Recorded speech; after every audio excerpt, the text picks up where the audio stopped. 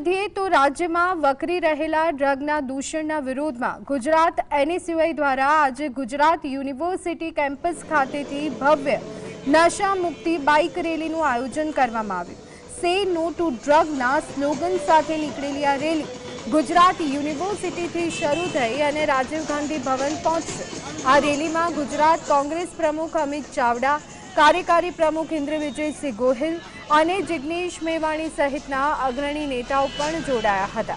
एनएसयूआईए दारू, ड्रग और जुगारनुं दूषण बंध कराववानी मांग करी छे।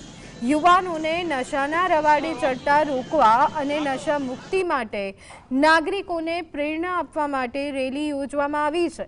एनएसयूआईए सरकार पर नशाना धंधामांथी हफ्ता लेवानो पण गंभीर आक्षेप कर्यो छे।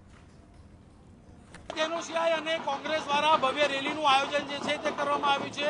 ગુજરાત યુનિવર્સિટીના સીધા દ્રશ્ય બતાવીશું કે ગુજરાત યુનિવર્સિટી ખાતેથી નો ડ્રગ્સને લઈ રેલી જે છે તેનું આયોજન કરવામાં આવ્યું છે। મહત્વની વાત છે કે નશામુક્ત થાય તે માટે થઈ બાઇક રેલીનું આયોજન જે છે તે કરવામાં આવ્યું છે। સો નો टू ड्रग्स द स्लोगन साथे कांग्रेसना नेताओं, कार्यकर्ताओं तेमज प्रमुख सहित तमाम लोको जे छे ते रेलीनी अंदर जोड़ाया छे। महत्वनी बात छे कि तमाम जे लोकोनी एक ज मांगणी छे कि जे प्रमाणे गुजरातमां दारू, ड्रग्स जे वेचाई रह्यो छे ते बंध थवो जोईए अने तेने लई भव्य रेलीनुं आयोजन जे छे ते करवामां आव्युं छे। आपणी पासे जिग्नेश मेवाणी છે તેમની સાથે વાત કરીશું।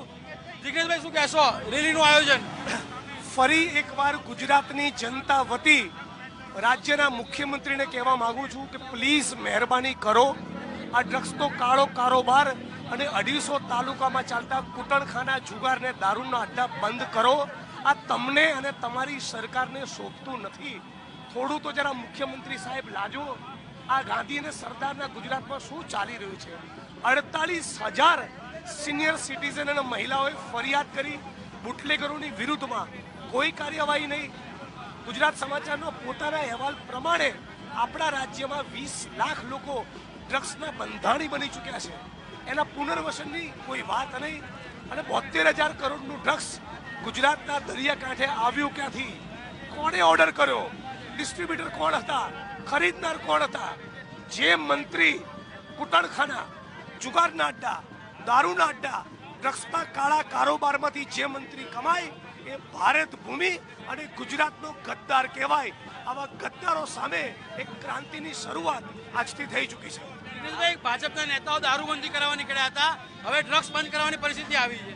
બિલકુલ, એટલે કેટલું શરમજનક કહેવાય। આવું ગુજરાત આપણે નથી જોઈતું। નશામુક્ત ગુજરાત બનવું જોઈએ અને ડ્રગ્સ આપણી વર્તમાન અને ભાવિ પેઢીને બરબાદ કરી નાખશે। બિલકુલ જી, સીધા તમને દ્રશ્યો બતાવીશું કે મોટી સંખ્યામાં કોંગ્રેસના જે કાર્યકર્તાઓ જે છે તેમજ ભાજપના સામે ભાજપના નેતાઓની સામે તેઓ કહી શકાય કે સૂત્રોચ્ચાર કરી રહ્યા છે। ભાજપની સરકારે શરમ કરવી જોઈએ અને ગુજરાતમાં દારૂ, ડ્રગ્સ બંધ થાય તે પ્રકારની કામગીરી કરવી જોઈએ, તે પ્રકારના સૂત્રોચ્ચાર સાથે રેલીનું આયોજન જે છે તે કરવામાં આવ્યું છે। કેમેરામેન ભીખાભાઈ સાથે સતીન બારોટ, અમદાવાદ।